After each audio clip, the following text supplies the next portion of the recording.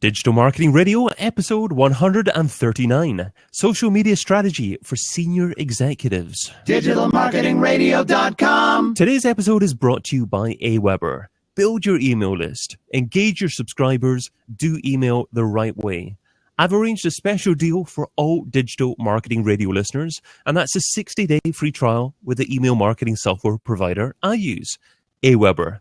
Lock in your 60-day free trial, plus view a video that I've recorded on the 3 reasons why I use their service at aweber.com/DMR. So just go to aweber.com/DMR to get started today. The big interview with David Bain. I'm David Bain, and this is Digital Marketing Radio, weekly interviews with online marketing gurus. Catch up with all the previous episodes at digitalmarketingradio.com. Now, today I'm joined by someone who consults to boards on social media for business. She's author of The Social Executive, How to Master Social Media and Why It's Good for Business. Welcome to DMR, DIONNE LEW. Hi, David. Thanks for having me on the show. You were just sitting back there enjoying the intro, weren't you? Well, you can find Dionne over at DIONNELEW.com, and I'll make sure there's links to that at the show notes over at digitalmarketingradio.com. So, Dionne, is it actually a good idea to get all senior executives active on social media? Or is social media simply not right for some people? Well, there are definitely different views out there, and I think there's general consensus that regardless of whether or not you think social executives should be there personally, they need to be aware of it. We know that social media is having a massive impact on the way that we do business, anything from being able to make markets plunge with rogue tweets to driving business opportunities or community engagement. But my personal view, of course, being the social executive and being that my business is in this area, is that executives should definitely be using social media personally and should be out there not just as, you know, the front of their brand or particular company, but on a personal human level as well. So roughly, what percentage of senior executives in terms of what you've experienced would you say are actually active on social media at the moment? Well, it depends on which report you read. So the numbers are extremely low, anywhere from around, Domo did a report in 2012, and the figures were showing around 8 to 12%.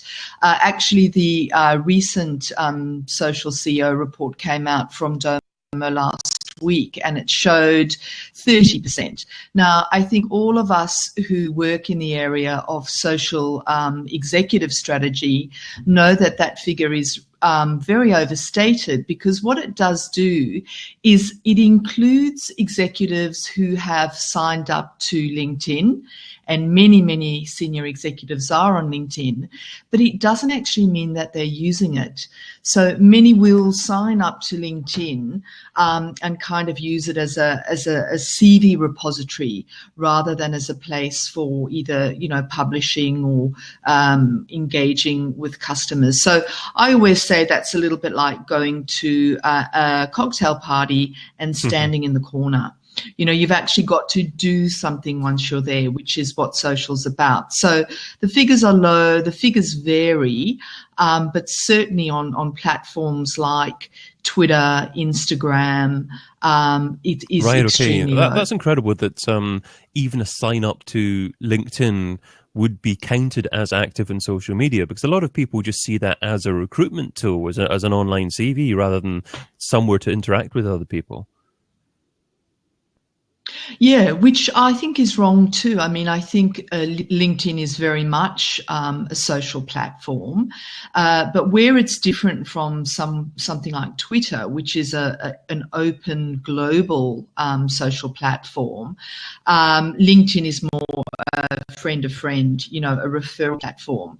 But certainly I think LinkedIn is very misunderstood, and it is misunderstood as the place to put your CV or be recruited. And it's far more than that. Right now, I think LinkedIn is either the biggest publishing platform on the planet or the second biggest. And you can use it as a platform to publish your own content, to build an audience, to show thought leadership. You've got LinkedIn groups, they're very varied in how engaged they are. But also, you've got the huge back end of LinkedIn now connected to Lynda, which is the real-time online training. So LinkedIn is a very sophisticated platform. Again, not well understood by many senior executives who aren't getting the full potential out of the platform. But yes, it is social. It's just differently social. Okay, it's interesting like that you do emphasize LinkedIn really to a degree there. Does that mean that for senior executives, LinkedIn tends to be the most important platform? Well, I think with any strategy and digital, you absolutely know this as a digital marketing strategy yourself. It's going to depend on what you want to achieve and why you're there and what the right fit is for your brand. So there's no cut and paste answer to that. Having said that, LinkedIn is definitely a platform that I would recommend all executives participate on. And it's also one with which I found they are most comfortable. I think a lot of executives feel there's a higher degree of control on LinkedIn because, everybody is very visible. There's no real anonymity on the platform. And so it's a world that they're very comfortable with. And certainly I believe it's integral to social executive strategy, but it's not the be-all and the end-all and be-all. One social network, if it ever was a social network, that we hardly hear mentioned nowadays is Google+. Is that somewhere Yes. that, in your opinion, is dying away in terms of being an effective place to interact with other people, or is there still potentially a place for that as well? Well, look, I loved Google Plus. I think it is so sophisticated. Yeah, well, no, I do love it. It's so sophisticated.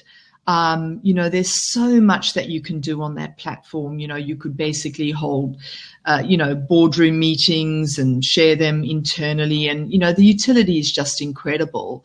But in my experience and also in my very direct experience training executives, it's too difficult for people to learn. A lot of people, most people don't even know that, you click the David plus sign on your Gmail and down you go into this layer, this social layer on the internet. So it hasn't translated into the mainstream in the way that other platforms have, not because it's not fantastic or got huge utility, but just I'm not sure what happened there with the marketing gap to people. But yeah, I would say from an executive point of view, I don't include it for that reason. Interesting. I mean, sorry, David, I include it, but I find that it's a platform they struggle with. And so the focus for me has become more on things like LinkedIn, Twitter, if you're a visual brand, Instagram, and so on. Okay, so Facebook. Twitter as well. That's another one that's gone through a bit of flux over the past, perhaps even year or so, with the change of CEO. Yeah, exactly. I mean, they've introduced so many different things, and perhaps even testing public opinion with mentioning things like 10,000 character tweets, bringing in the like button instead of favorites as well. Has Twitter got a significant future as well for the social executive?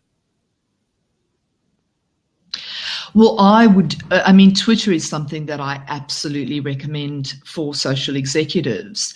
And the reason is that Twitter is the only truly open global social media platform that we have.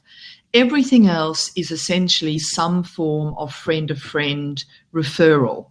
So Facebook, it's, you've got to basically accept an invitation. Yes, you can have an open invitation policy, but Twitter just allows you that instant access to everybody in the world. And I love it. It's my favorite platform.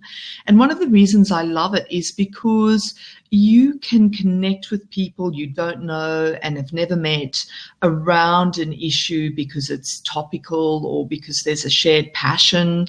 And you can form a relationship and then bring those relationships into real life. So for me, Twitter is the really vital way to expose yourself to people and ideas that you wouldn't otherwise necessarily encounter just through a platform like LinkedIn. I was on another show a few days ago, and I asked a question that I thought provoked an interesting response. So at the point of recording last Tuesday, Twitter was down for a few hours. And I asked a few different participants on the show, if Twitter's down, what's your second choice? What other place do you go to? And there wasn't a similar answer between everyone in the group. So it struck me that there isn't really an alternative to Twitter. There's no other microblogging type network out there. What's your thoughts on that? Is there anywhere that people could go to if Twitter went downhill? No, there isn't. And I think that's a problem because apart from anything else, Twitter has become absolutely integral, for example, in crisis management. So if you look at how we manage crisis these days, you know, whether it's the Boston bombing or the Mumbai bombings, which is when Twitter first sort of took off and came into its own, it is such an effective way of coordinating people anywhere in the world around, well, a particular issue that's breaking and happening. So I think that Twitter needs to not only continue, but in a way be protected because of the incredible reach it has. And not just in crisis, obviously, for news and everything as well. So for Twitter lovers like myself, you sort of watch what's happening with a little bit of trepidation. I would absolutely hate to see anything happen to Twitter. And right now, there's no equivalent for that real-time, deep reach, wide reach kind of conversation. Yeah, it's intriguing. I mean, I completely agree with you. I almost think that Twitter should be non-profit, and it should be similar to something like Wikipedia, something like WordPress, in that it's so integral to the internet and effective communication online. Oh, I couldn't agree more. Totally. Now, one network that we haven't mentioned actually is Facebook. Is Facebook just a place to interact with your friends, or can it actually be a decent business communications medium as well? Is it a good place for senior execs to interact on as well? I mean, I think that's a really interesting question. And when I wrote my book on social executives in 2014, I very much talked about Facebook as being the new lounge, the place that you go to. You know, my idea is that in contemporary society, you know, everybody's spread all around the world. And in real life, we used to have people over for a cup of tea and to see the holiday snaps. And now, you know, people are everywhere. So you use Facebook as that kind of lounge room. And that was my view in 2014. But of course, I'm watching all of the platforms all of the time. And the one thing that strikes me with Facebook is that it just continues to go from strength to strength. And we're seeing developments on Facebook all the time. For example, one big shift that's happening right now is that people are starting to, or publishers are starting to publish within the Facebook app. So instead of posting a link to whatever it is, you know, the Times, and following that link to get content, publishers are now starting to publish within the Facebook feed, because we know that once people are within an app, they don't really want to leave to go somewhere else. There's so much information and we're so overwhelmed. We kind of have our little homes and we want to stick within there and do everything we want to do within that particular home. You know, WhatsApp, the messaging platforms are quite a similar example of that, where we want to be able to, you know, order our biscuits and have a chat and, you know, order a cab and whatnot from within the app. So My views on Facebook are changing. I think right now, for a senior executive, Facebook is still the place that they're very guarded about. I don't want to let people into that private sphere. So I think it's going to be a personal choice. But over time, I think I'm going to land up changing my mind about that, because it's just becoming too complete a home to be excluded from the social executives' repertoire. Yeah, it'll certainly be incredible to see actually what happens with Facebook. There is so much happening there. My challenge is I go onto it and I don't love using it. I don't know where everything is. Maybe it's because I don't go onto it enough, but I don't think it's intuitive enough a platform to actually completely understand and love the moment you jump on there. So perhaps it needs to improve the way its design is. What's your thoughts on that? Well, personally, I think the design is brilliant, and I in particular think the mobile app is incredible from an intuitive point of view. So I haven't found that problem personally, but I do think it's what you're referring to there. It's a matter of practice. So again, in 2014, I was not as focused on Facebook as I am now. And so because I was on there less frequently, I didn't understand it as well. But I have become far more active on Facebook in the last year. And I have found that with use, it's actually very easy. What is fascinating with Facebook, though, is all those sub-menus and how much it's possible to then sort of dive down into the deeper layers of Facebook. And you're right about David, that requires some time to go and actually work through all of that, because there's so much stuff, so to speak, into that top design layer that you see when you jump on. One of the reasons I'm intrigued about your maybe differing opinion between Facebook and Twitter is because prior to our discussion, I was listening to a conversation that you had that's been published on SoundCloud, I think at a radio station in Australia, and the presenter said to you something like, "Well, in your book." I'm afraid I haven't read your book yet, but it's on the list, Dionne. But he said with 120 others. But he said that your chapter length on Twitter is about 80 pages, and it's I think less than 20 pages on Facebook. So it's that intrigued me. Yeah, look, I mean, that's still the case. As I say, I'm probably just sharing with you that I'm revising my thoughts on Facebook, and I'm watching it very closely because it's changing so fast.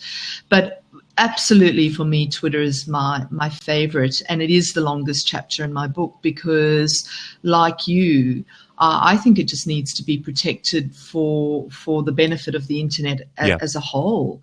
And again, I think there's that whole social and the social change dimension as well of Twitter, the way it's been used in social activism and that sort of thing. So by far and away, for me, it's, I'm very Twitter first. But I'm just saying that on a personal level, I'm watching Facebook more closely now. It's an incredible platform, but I'm not sure if the investors in the business would perhaps share that train of thought. But we'll see how it goes. Yeah. But coming up... It confounds me why they don't. But but it just on that point, David, is interesting that the thing I hear most about Twitter, again from the outside in, before people learn to use it, is they just don't get what it's about. And people will say, I look at Twitter and see all these symbols, and how can you say anything meaningful in 140 characters? And it's like, well, those 140 characters are just the starting point for, whether it's a link to a blog post, to a video, or to a conversation thread between people that you can then take into other areas. So I find that people, executives in particular, highly resistant to Twitter. When again, from a personal point of view, I'm like, wow, how could we live without this? It's just such a powerful source of information. I call Twitter the global brain, because I think it's one of the most powerful research tools that we have. And you can go from having an interest on something like quantum physics to, you know, chatting to people who are publishing in the area, and maybe even being able to look at their papers ahead of them being published and peer reviewed. And when you start to understand that, the access it gives you, I think it really changes your mind about Twitter. But they haven't been able to conquer that with investors yet, and so we'll have to see what happens. Well, coming up, we're going to be learning about the one piece of software that Dion couldn't live without. But first of all, a quick interlude. I'd just like to say a big thank you to Eilise Bennon, who had me on as a guest on her Marketing Mentor podcast. Eilise had me talking about the definition of digital marketing and the hidden benefits of podcasting as well. So you can find Eilise and her show over at marketing-mentor.com. But let's segue into the second section of our discussion, and that focuses on Dionne's thoughts on where digital marketing's been and where it's heading. So starting off with software I couldn't live without. So Dionne, what software do you currently use in your business that if someone took away from you, it would significantly impact your marketing success? Well, for me, that would be Buffer. That's a platform, but it's Buffer is the scheduling tool that I use to share and curate all of my content across time zones. So again, for me, and I think there's a bit of a difference here between digital marketing and social media strategy, although they obviously are integrated. My focus in social media strategy is sharing great content with relevant audiences across time zones, and then being able to engage with them. So social strategy is less focused on software than digital marketing. For digital marketing, it's utterly key. But for me, that would be Buffer. Because it's easy to use. They're absolutely brilliant with their customer service. They walk their talk in terms of being social. So, you know, I chat to the folks at Buffer all the time from Twitter. And I just like the way that you can use it very simply to maintain a constant presence across all of your social platforms. And with the Buffer, of course, they offer a free version of up to 10 scheduled posts. Do you do the paid version, or is it just the free version that you use? Oh, no, I'm a definitely paid version on Buffer. Because I will do heaps and heaps of reading. I mean, I spend an extraordinary amount of time reading and trying to keep up with what's happening in digital and social. And as you know, that's a full-time job all on its own. And so I might reserve hours and hours for reading. And I obviously want to share my views and all the tips I find as a result of that reading on my social platforms. And if I did that all on one day, I'd send out 1,000 tweets on one day, and then there'd be a big sort of silent gap from Monday to Wednesday when I'm doing things like writing and consulting and running workshops and things. So definitely paid version of that. And the other great thing of the paid version is you can add multiple pages for Facebook, for LinkedIn, Twitter, Instagram, Pinterest, Google+. So it really gives you platform breadth as well. Now, we've got a question from Lynch Insights in the chat saying that if you use Buffer, then are you not just broadcasting to a certain degree your interaction, and you're not being real with your followers? I guess, you know, as long as if you're actually No, not at all.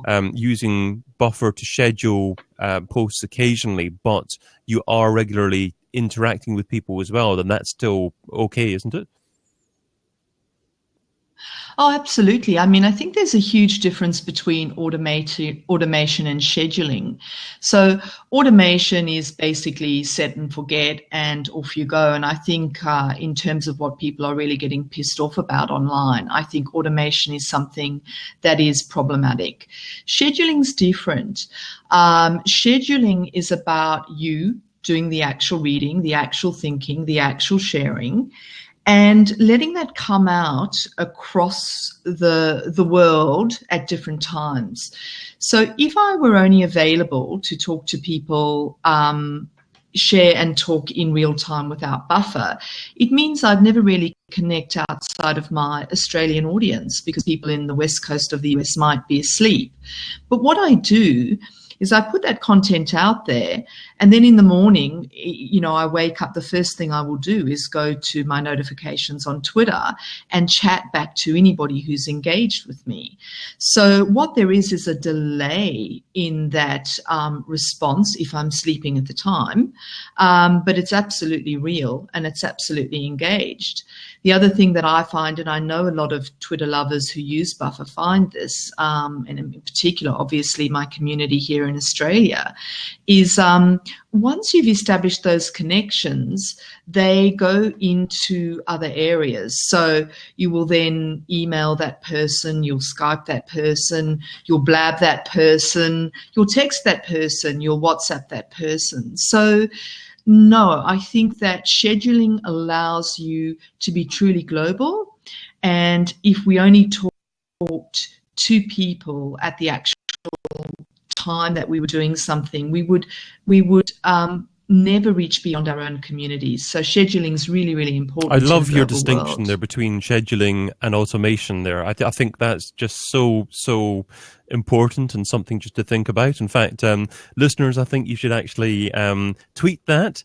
Scheduling is not automation, and attribute it to at DIONNE LEW. So let's see a few tweets with that one. That would be great there. But here's a slightly more challenging question. What piece of software don't you use, but you've heard good things about and you intend to try at some point in the near future? Well, I'm hearing a lot about things like Optimizely and those sorts of pieces of software. I am very interested in, Auber is something that I've heard about a lot as well.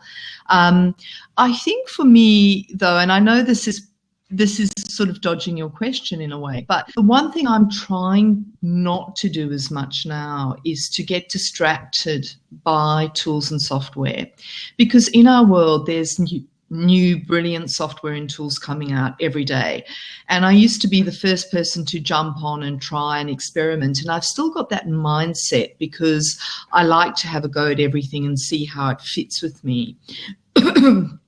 Excuse me. But in our world, I think you could become so distracted by that you would actually lose your strategic focus. Instead, now what I'm really focused on doing is understanding the people who do that constant experimentation, the great curators, in a sense, of new tools and new software, and learning and listening from them. So say, for example, one great site I love is Razor Social, which is in the UK, and Ian Cleary is always testing new tools and new software and giving recommendations. So if I want to know what's happening, I need to know where to go. Or I might listen to a show like yours and all the experts that you have on. I was watching the great program you did at Christmas about where people think digital marketing's going.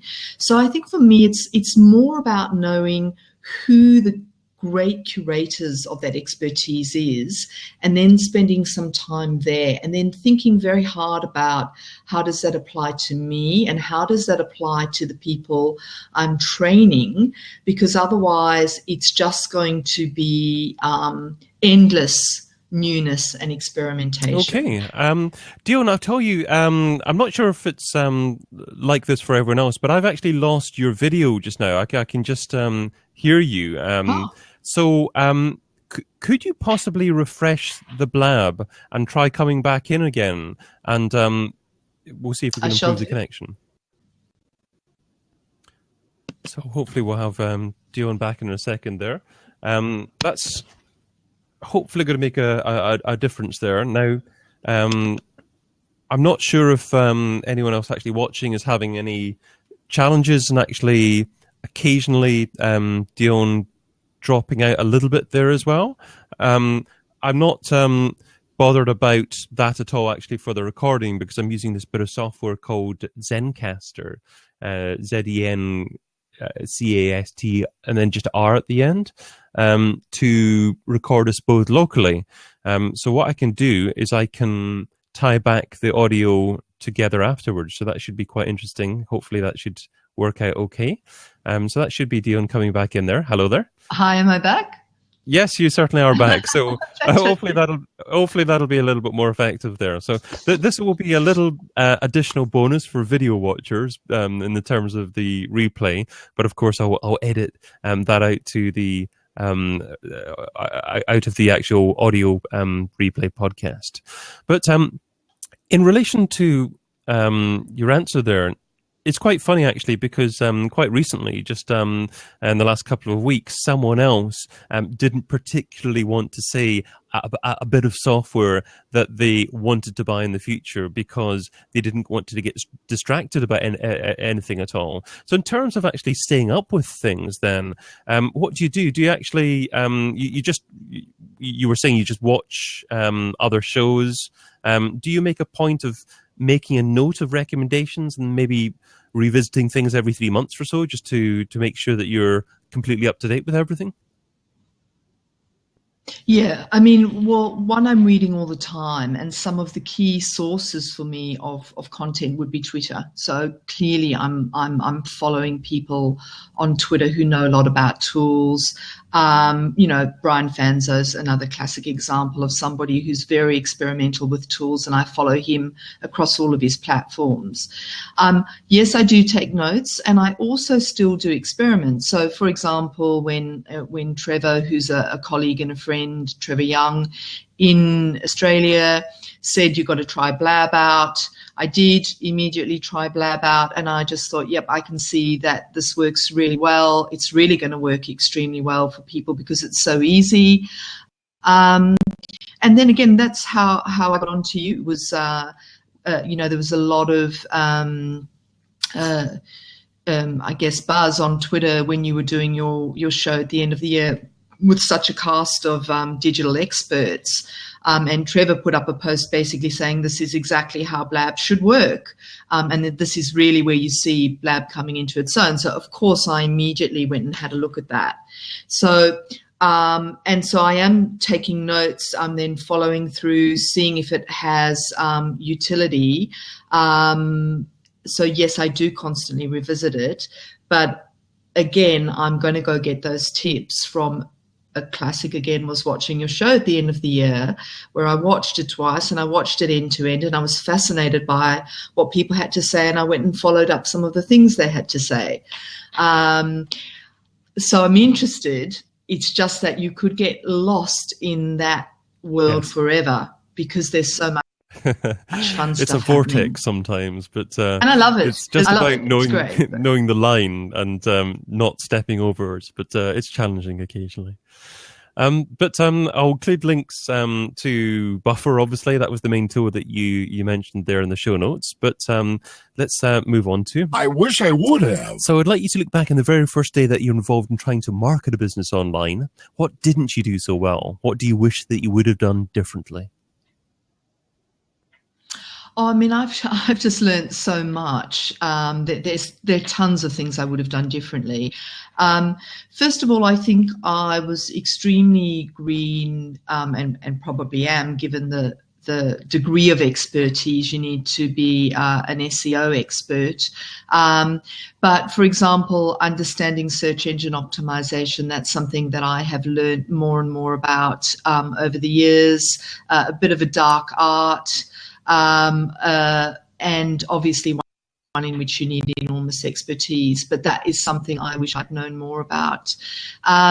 I probably do wish I'd understood more about the power of automation software, and it's definitely on my agenda to learn more about that. But again, there I would actually, even into my own business, I would consult with a digital marketing expert, because I don't have the time or the energy or the expertise to know, which is the best kind of, webinar automation platform I'm at use and that sort of thing. So I think that is another gap.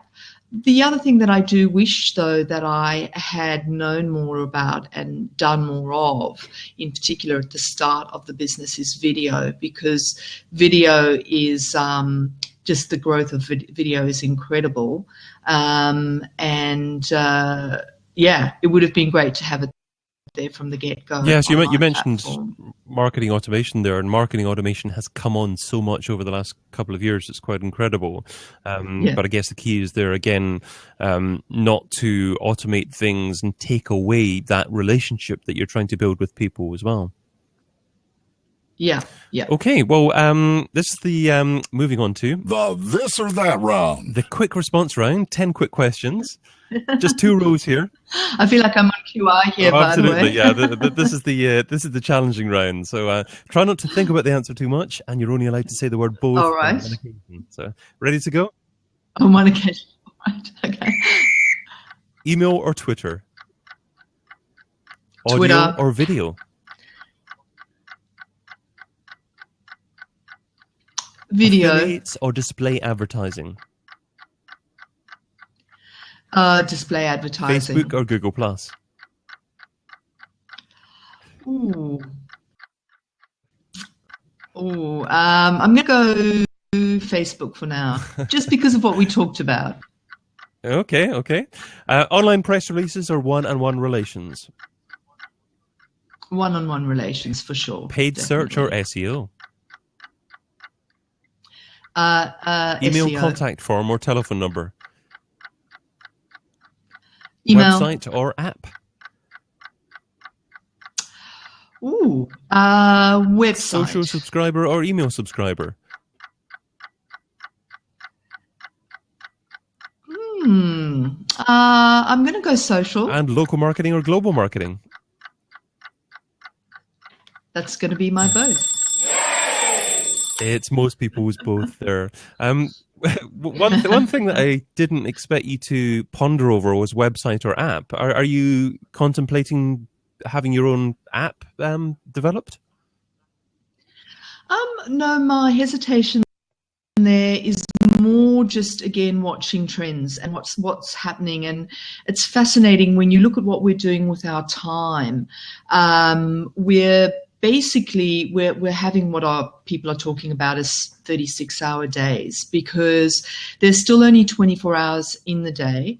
But we're multitasking a lot. So, for example, we might be on a treadmill doing our 20-minute walk, but listening to a podcast. So one of the key opportunities for marketers is to understand where it is that people will be happy to share time with you. So some people call that interruption marketing, but it's also about where will you find that opportunity for multitasking, in a sense.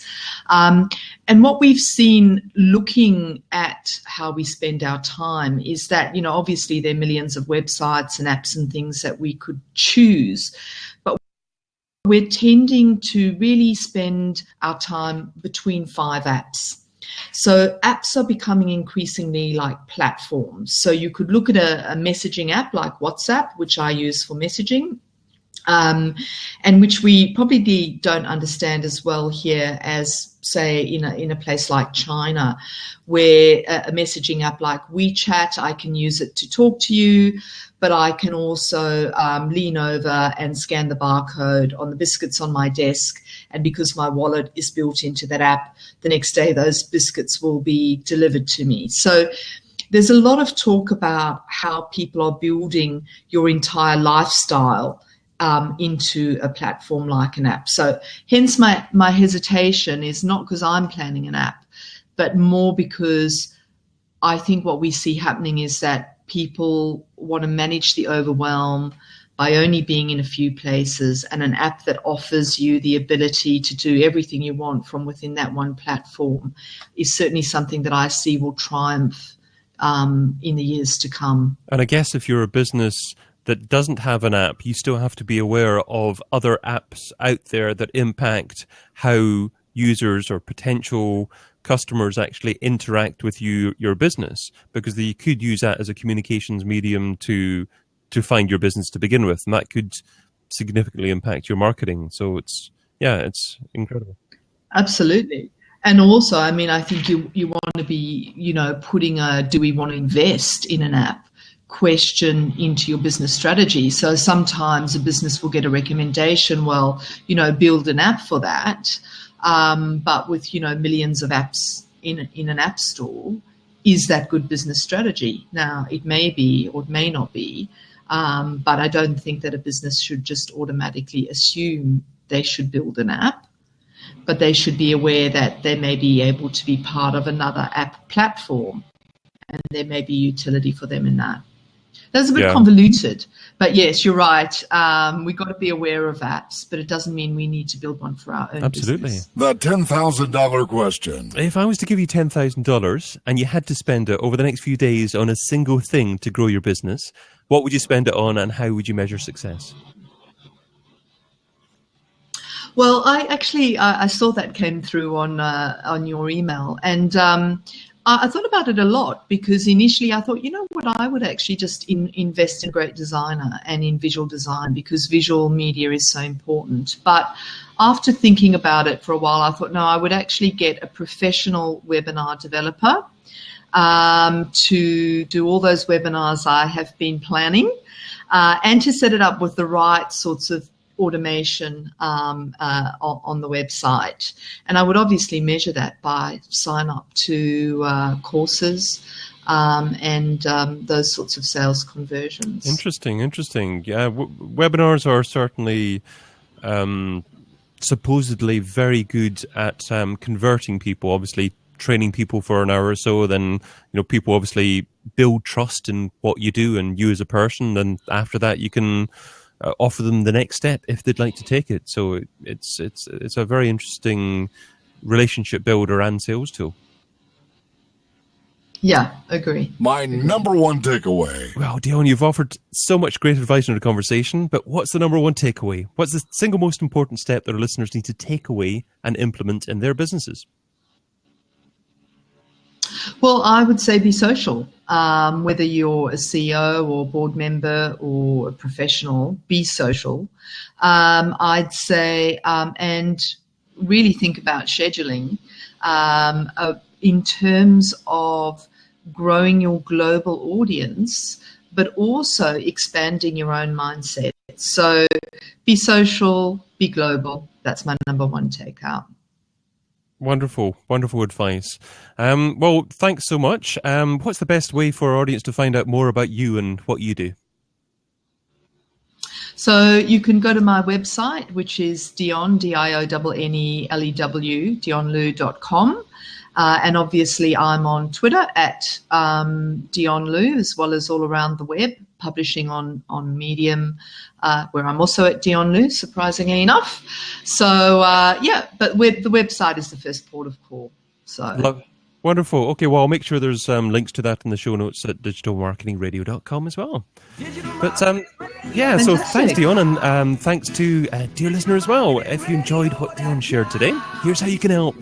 Go to your friend's iPhone and go to the podcast app and search for Digital Marketing Radio. Click on the show and then hit the subscribe button and make them listen too. And finally, I'm also hosting another live show every Friday called This Week in Organic. So head over to thisweekinorganic.com to find out more about that. But that's all for now. Until we meet again, adios, and thank you again for joining me, Dionne. Great. Thank you. Thanks, David.